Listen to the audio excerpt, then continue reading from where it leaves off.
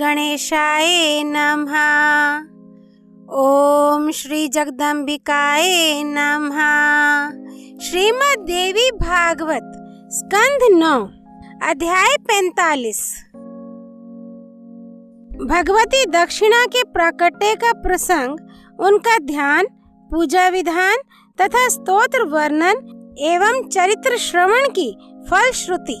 भगवान नारायण कहते हैं, मुने, भगवती स्वाहा और स्वधा का परम मधुर उत्तम उपाख्यान सुना चुका। अब मैं भगवती दक्षिणा के प्रसंग का वर्णन करूंगा। तुम सावधान होकर सुनो। प्राचीन काल की बात है, गोलोक में भगवान श्री कृष्ण की प्रेयसी एक गोपी थी। उसका नाम सुशीला था। उसे श्री राधा की प्रधान सखी होने का सौभाग्य प्राप्त था। वह धन्य, माने एवं मनोहर अंग वाली गोपी परम सुंदरी थी। सौभाग्य में वह लक्ष्मी के समान थी। उसमें पातिव्रत्य के सभी शुभ लक्षण सन्निहित थे। वह साध्वी गोपी विद्या, गुण और उत्तम रूप से सदा सुशोभित थी। कलावती, कोमलांगी, कांता, कमल लोचना, सुश्रोणी, सुस्तनी, श्यामा और नए ग्रोध पय मंडिता, ये सभी विशेषण उसमें उपयुक्त थे। उसका प्रसन्न मुख सदा मुस्कान से भरा रहता था। रत्नमय अलंकार उसकी शोभा बढ़ाते थे। उसके शरीर की कांति ऐसी थी मानो स्वच्छ कमल हो। बिंबा फल के समान लाल लाल उसके अधरोष्ठ तथा मृग के सदृश उसके मनोहर नेत्र थे। हंस के समान गंभीर गति से चलने वाली उस कामिनी सुशीला को रति शास्त्र का सम्यक ज्ञान था। भगवान श्री कृष्ण उससे प्रेम करते थे और वह भी उनके भाव के अनुसार ही व्यवहार करती थी। एक समय परमेश्वरी श्री राधा ने सुशीला को कह दिया, आज से तुम गोलोक में नहीं आ सकोगी। तदनंतर श्री कृष्ण वहां से अंतर्धान हो गए। तब देव देवेश्वरी भगवती श्री राधा रास मंडल के मध्य रासेश्वर भगवान श्री कृष्ण को जोर जोर से पुकारने लगी, परंतु भगवान ने उन्हें दर्शन नहीं दिए। तब तो श्री राधा अत्यंत विरह कातर हो उठी। उन साध्वी देवी को विरह का एक एक क्षण करोड़ों युगों के समान प्रतीत होने लगा। उन्होंने करुण प्रार्थना की, श्री कृष्ण श्याम सुंदर, आप मेरे प्राणनाथ हैं। मैं आपके प्रति प्राणों से भी बढ़कर प्रेम करती हूँ। आप शीघ्र यहाँ पधारने की कृपा कीजिए। भगवान, आप मेरे प्राणों के अधिष्ठाता देव हैं। आपके बिना अब ये प्राण नहीं रह सकते। स्त्री पति के सौभाग्य पर गर्व करती है। पति के साथ प्रतिदिन उसका सुख बढ़ता रहता है। अतएव उसे धर्म पूर्वक पति की सेवा में ही सदा तत्पर रहना चाहिए। कुलीन स्त्रियों के लिए बंधु, अधिदेवता, आश्रय, परम संपत्ति स्वरूप तथा सदा स्नेह दान करने के लिए प्रस्तुत मूर्तिमान विग्रह एकमात्र पति ही है। पतिव्रताएं स्वामी को सम्मान प्रदान करके उनसे धर्म, शाश्वत सुख, प्रीति, शांति एवं सम्मान प्राप्त करती हैं। स्वामी ही स्त्री के लिए सर्वस्व है। उसी की कृपा से बांधव बढ़ते हैं। वह केवल पति ही नहीं है, किंतु समय पड़ने पर वही उसका परम बंधु भी है। उसे भरण करने से भर्ता, पालन करने से पति, शरीर का शासक होने से स्वामी तथा कामना की पूर्ति करने से कांत कहते हैं। वह सुख की वृद्धि करने से बंधु, प्रीति प्रदान करने से प्रिय, ऐश्वर्य का दाता होने से ईश, प्राण का स्वामी होने से प्राण नायक तथा रति सुख प्रदान करने से रमण कहलाता है। अतः कुलीन स्त्रियों के लिए पति से बढ़कर दूसरा कोई प्रिय नहीं है। पति के शुक्र से पुत्र की उत्पत्ति होती है, इससे वह प्रिय माना जाता है। पतिव्रताएं 100 पुत्रों से भी अधिक पति को प्रेम पात्र समझती हैं। उनके मन से ये धारणा कभी दूर नहीं होती। जो असत कुल में उत्पन्न है, वही स्त्री पति के इस धार्मिक रहस्य को समझने में असमर्थ है। संपूर्ण तीर्थों में स्नान, अखिल यज्ञों में दक्षिणा दान, पृथ्वी की प्रदक्षिणा, अनेक प्रकार के तप, सभी व्रत, अमूल्य वस्तु दान, पवित्र उपासनाएं तथा गुरु, देवता एवं ब्राह्मणों की सेवा, इन श्रेष्ठ कार्यों की बड़ी प्रशंसा सुनी है, किंतु ये सब के सब स्वामी के चरण सेवन की 16वीं कला की भी तुलना नहीं कर सकते। गुरु, ब्राह्मण और देवता ये सभी एक से एक श्रेष्ठ हैं, किंतु इन सब की अपेक्षा स्त्री के लिए पति ही परम गुरु है। जिस प्रकार पुरुषों के लिए विद्या प्रदान करने वाले गुरु माने जाते हैं, वैसे ही कुलीन स्त्रियों के लिए पति है। भगवान, आप असंख्य गोपों, गोपियों, ब्रह्मांडों तथा वहाँ के निवासी प्राणियों के लिए एकमात्र स्वामी हैं। विश्व से लेकर अखिल ब्रह्मांड, गोलोक तक का साम्राज्य जो मुझे प्राप्त है, यह केवल आपकी कृपा का ही प्रसाद है।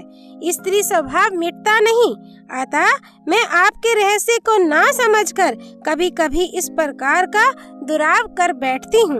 आप मुझे क्षमा करें। इस प्रकार कहकर श्री राधा भक्ति पूर्वक भगवान श्री कृष्ण का ध्यान करने लगी। प्रेम के कारण उनकी आंखों से आंसू ढल रहे थे। नाथ नाथ की करुण ध्वनि उनके मुख से निकल रही थी। वियोग के कठिन दुख का अनुभव करती हुई वे दयनीय भाव से कह रही थी, प्रभु, अब तुरंत दर्शन देने की कृपा कीजिए। तदनंतर श्री कृष्ण ने प्रकट होकर राधा के विरह ताप को शांत किया। मुने, उसी समय का प्रसंग है। श्री राधा की सहचरी सुशीला नाम की जो गोपी थी, उसे राधा ने गोलोक से च्युत होने के लिए कह दिया था। वहाँ से चलकर देवी दक्षिणा के नाम से प्रकट हुई थी। इनके प्रकट होने का प्रसंग इस प्रकार है। दीर्घ काल तक तपस्या करके भगवती लक्ष्मी के विग्रह में उसने स्थान प्राप्त कर लिया। तब अत्यंत कठिन यज्ञ करने पर भी देवताओं के सामने फल उपस्थित नहीं होता था। वे सभी उदास होकर ब्रह्मा जी के पास गए।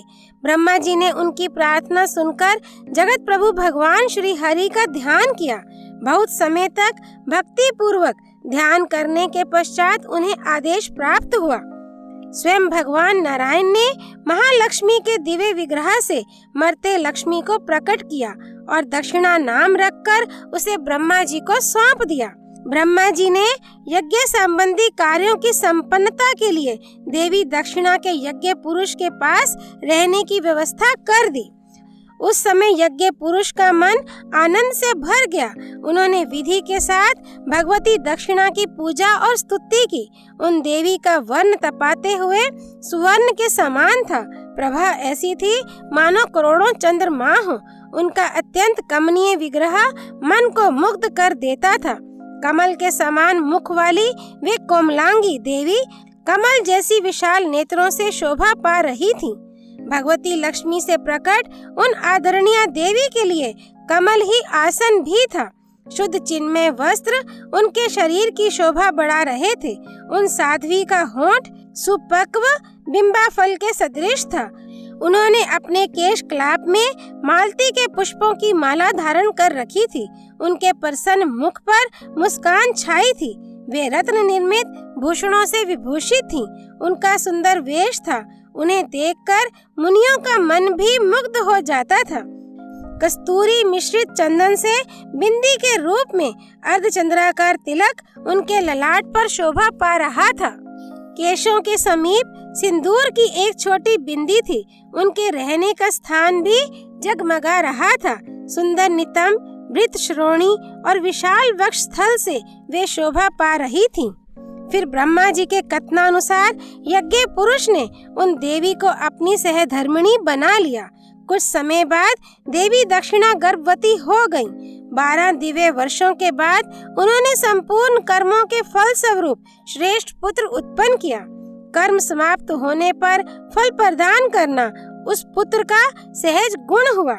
अतएव वेदज्ञ पुरुष इस प्रकार कहते हैं कि भगवान यज्ञ देवी दक्षिणा तथा अपने पुत्र फल से संपन्न होने पर ही कर्मों का फल प्रदान करते हैं।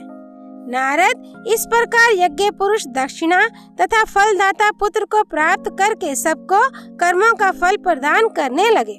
तब देवताओं के मन में बड़ी प्रसन्नता हुई। वे सभी सफल मनोरथ होकर अपने अपने स्थान पर चले गए। मैंने धर्मदेव के मुख से ऐसा सुना है। अतएव मुने कर्ता को चाहिए कि कर्म करने के पश्चात तुरंत दक्षिणा दे दें, तभी सद्य फल प्राप्त होता है। ये वेदों की स्पष्ट वाणी है। यदि दैववश अथवा अज्ञान से यज्ञकर्ता कर्म संपन्न हो जाने पर तुरंत ही ब्राह्मणों को दक्षिणा नहीं दे देता, तो उस दक्षिणा की संख्या उत्तरोत्तर बढ़ती चली जाती है और साथ ही यजमान का संपूर्ण कर्म भी निष्फल हो जाता है। ब्राह्मण का स्वत्व अपहरण करने से वह अपवित्र मानव किसी कर्म का अधिकारी नहीं रह जाता। उसी पाप के फलस्वरूप उस पातकी मानव को दरिद्र और रोगी होना पड़ता है। लक्ष्मी अत्यंत भयंकर शाप देकर उसके घर से चली जाती हैं। उसके दिए हुए श्राद्ध और तर्पण को पितर ग्रहण नहीं करते हैं। ऐसे ही देवता उसकी की हुई पूजा तथा अग्नि में दी हुई आहुति भी स्वीकार नहीं करते। यज्ञ करते समय कर्ता ने दक्षिणा संकल्प कर दी, किंतु दी नहीं और प्रतिग्रह लेने वाले ने उसे मांगा भी नहीं, तो ये दोनों व्यक्ति नरक में इस प्रकार गिरते हैं जैसे रस्सी टूट जाने पर घड़ा। विप्र, इस प्रकार की यह रहस्य भरी बातें बतला दी, तुम्हें पुनः क्या सुनने की इच्छा है? नारद जी ने पूछा, मुने, दक्षिणाहीन कर्म के फल को कौन भोगता है? साथ ही यज्ञ पुरुष ने भगवती दक्षिणा की किस प्रकार पूजा की थी वह भी बतलाइए। भगवान नारायण कहते हैं, मुने, दक्षिणाहीन कर्म में फल ही कैसे लग सकता है, क्योंकि फल प्रसव करने की योग्यता तो दक्षिणा वाले कर्म में ही है। मुने, बिना दक्षिणा का कर्म तो बलि के पेट में चला जाता है। पूर्व समय में भगवान वामन बलि के लिए आहार रूप में इसे अर्पण कर चुके हैं। नारद अश्रोत्रिय और श्रद्धाहीन व्यक्ति के द्वारा श्राद्ध में दी हुई वस्तु को बलि भोजन रूप से प्राप्त करते हैं। शूद्रों से संबंध रखने वाले ब्राह्मणों के पूजा संबंधी द्रव्य, निश्चित एवं आचरणहीन ब्राह्मणों द्वारा किया हुआ पूजन तथा गुरु में भक्ति न रखने वाले पुरुष का कर्म, ये सब बलि के आहार हो जाते हैं। इसमें कोई संशय नहीं है। मुने, भगवती दक्षिणा के ध्यान, स्तोत्र और पूजा की विधि के क्रम कण्व शाखा में वर्णित हैं। वह सब मैं कहता हूँ, सुनो। पूर्व समय में कर्म फल प्रदान करने वाली भगवती दक्षिणा जब यज्ञ पुरुष को प्राप्त हुई, तब वे उनके सुंदर रूप पर मोहित हो गए। ऐसी स्थिति में उन्होंने उन देवी की स्तुति की।